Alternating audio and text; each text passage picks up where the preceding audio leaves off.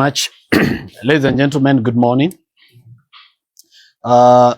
We have come together to have a conversation with each other, to deliberate and to think together.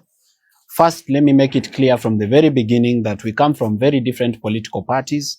There are people here from Jubilee Party, there are people here from ODM Party, there are people here who were previously in the UDA Party, there are people here from the new PPA Party and the Inject Party.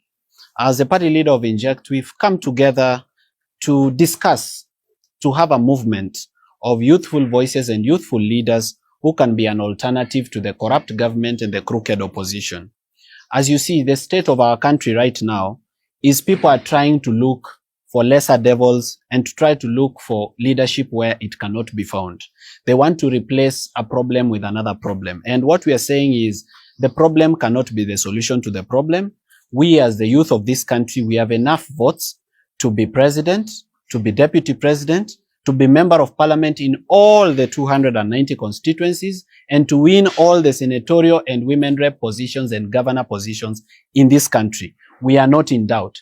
And as we are seated here, we've not come to ask for our share at the table. We've come to take the table. So this is now a warning shot to the political class who for a long time has put us in a merry-go-round where we replace corruption with corruption, where we keep jumping from the frying pan to the fire and from the fire back into the frying pan. We are not going to replace the corrupt government with another corrupt leadership. We are coming together as the youthful voices in this country to chart a new path for the youth of this country. And I'm encouraging all the young people that are out there. If you believe that you can be a leader, this is where you belong. Do not continue despising yourself. Do not have a low self-esteem. We are 15 million, if not 16 million young voters. Any position that we want, we can get. We are going to reason together and we are going to find a path together that crosses cultural differences, ideological differences, and together we are going to move forward. So this is our first meeting. We hope you're not going to ask us for too much on our first meeting because we are still doing leveling. We are still trying to understand each other. We are still trying to understand everybody's journey, what our ideologies are. But as we move together, this is the youth movement that is going to be an alternative option to Kenya and that is going to drain the swamp and replace the corrupt leadership that we have that cuts across from government and even into opposition. Thank you, and that is all for today from me. Ladies and gentlemen, good morning. My name is Kassmwel from the Orange Democratic Movement YouTube. And today, this marks the first of many consultative meetings amongst the youthful voices in leadership in our country. And we've gathered here because now more than ever, we have a historic and monumental duty towards each other and to the nation to ensure that we get our leadership right. Part of the things we want to talk about and going forward, we have to just give you a sneak peek. We have to get this issue of corruption in our country right. We have to ensure, and part of the things we will be pressing for in the coming days, and we urge all voices who are interested in these things to come and join us. Victims of police brutality, we shall not take lightly, and we will follow up to the hilt, to the very man. We will ensure that victims of police brutality receive justice. We are also very, very keen on focusing on clinching all these elective seats, because for far too long, when you see young people gathered in front of a camera, we are the ones who stir the water, and then the political class jumps into the water. And I'm saying this knowing full well that I'm in the Orange Democratic Movement. Anybody who stands in the way of progress, of getting justice for police brutality, anyone who stands in the justice for our quest to unearth corruption and thinks of it as a joke, anyone who's playing around with devolution, we will make that an election issue. And that's why we are saying we have put our differences aside and we have gathered here as members of all those parties. This is not a political party. It is the start of consultative meetings to hold this government accountable with a view of capturing power, not in the future, in 2027. The people you are seeing here will present themselves for leadership, and we ask you to work with us. We are tired of you telling us that we are too young. We are tired of you telling us that we have to have a tribal base.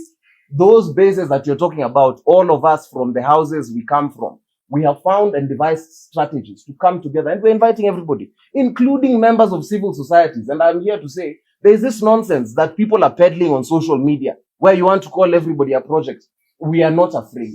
We are saying that if you are going to push negativity against the youth, we will resist that agenda. We're inviting everybody, even the ones who have been our biggest critics. We urge you to come and sit at the table and see if what we are saying is wrong, then go and report to the people. If what we are saying is just and right, and we're urging the media as well to not spin the wrong narrative about the youthful voices. Give us the function. The number of people who are driving the media are our age mates. You are the people who are going to change the media. Kazi yenyu cannot just be to find sound bites of us. We believe in you, and we ask you to believe in us because we must have a very clear generational conspiracy. As a first, nashukuru sana, and I would like to welcome my colleague from the Jubilee Party.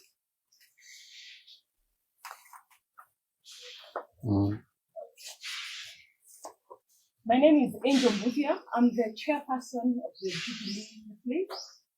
And I'd like to remind us that being a young Kenyan is now officially in the 1,000 ways to die. There are only 3 things that can happen to you when you're a young Kenyan. You're either abducted, arrested, or killed. Those are the 3 things that we have been reduced to as the young people of Kenya. We are saying no to that, and this is a call to the members of our generation that the youth of Kenya are under siege. We need to come together and say no to a corrupt government and a government that is out to eat us and finish us. We are an endangered species. Members of my generation, they have been massaging us for too long. They were massaging our ankles, we kept quiet. They were massaging our knees, we kept quiet. Now they are massaging our thighs, and we cannot allow them to go any further. We have to be very, very angry. This should not happen. Kenya is going to turn 62 years this year, 60 years after independence, and we are still fighting for freedom like our forefathers did. And as June 25th nears, let us remember not to forget.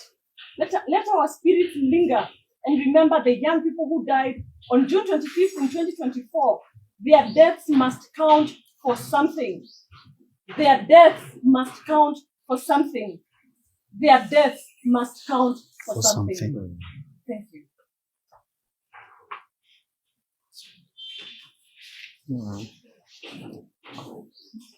Good afternoon, members of the press. My name is Maliba Anon. The party leader of Progress Plus Alliance, PPA. Initially, of course, all of you knew me as the communications person at TV sometimes back. Sometimes last year, a few of us decided to actually leave because we believed in this particular administration. But they promised us heaven and delivered hell. That's not why we are here. Quickly, as you see, this is actually a collection of young leaders who actually realize. This is a collection of young leaders who have discovered that Kenya is making a choice between the devil and the deep blue sea. That now we are talking about the lesser evil. That's exactly how the current administration wants it to actually be. And I need to say this, that you have heard people speak about Kubibila break. You have heard people say that President William Ruto deserves 2 terms. I actually support that the president should have 2 terms. 1 term in State House, and he's already serving it, and the 2nd term in committee. In prison. Those are the 2 terms that the president must serve. He's already serving 1 term. The next term that we are glad and we want to actually give it to him, he's in prison. He should be in prison and not out here. Now, the conversation, the reason why we come together is so simple. Kenyans have been reduced. There's a reductionist way of doing politics in this country. That Kenyans are being told that you have to choose between 2 evils.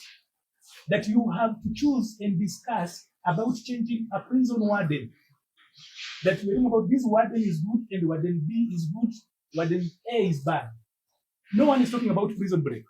We are here to actually announce prison break for the people of Kenya. We are here to actually announce that we are not going to choose between 2 wardens. That is not why we are here. The loyal opposition that you hear led by the former deputy president is just 1 warden. William Ruto is just another warden. And by the way, even if the other side wins, William Ruto will be serving a 2nd term. That is not what we want to actually allow to actually happen out here. So we are here to tell Kenyans that there is an alternative, and we are not young. We are not young. We cannot allow the same thinking that created the problems that we are in today to actually tell us that the same thinking will actually give us the solutions. So ours is very simple. We are starting to work together. We know that we hold ideological differences amongst ourselves. Politically, we might not agree on everything else, but there are things that bring us together. And that is what we are magnifying. And we want to work together and ensure that we reduce the differences that we have. We are not worried. I need to tell you this as a final. You are not going to see the Gen Z movement come back. The William Ruto administration decimated the Gen Z movement. What they have been left to do now is just to argue on social media. That is the best they can do. They cannot come out because they are highly traumatized. They are here, but they only tell you that some of them are here. They abducted people. They beat them up. They actually scattered that particular movement. Those young people are very, very, very traumatized. They can't come back. That is why you've not seen anybody attempt to come outside. They have sold fear, and those young people have bought fear. So the much they can do is actually just back on social media. But we know that movements mutate. A number of them have actually realized that that door is actually closed, and they are coming together to do things differently. So as we go out there, we are not in this business, by the way, to negotiate and talk to anybody else. We will not accept any result that declares William Ruto winner. We will not accept. Whether IBC that they actually are announcing, they announced yesterday, we will not accept that result. So long as William Ruto is declared the winner, we will not have a country. Because we cannot have the people who have destroyed this country. We cannot have the very, very people. Look at this. This is a contestant who is actually choosing his friends to go to IBC.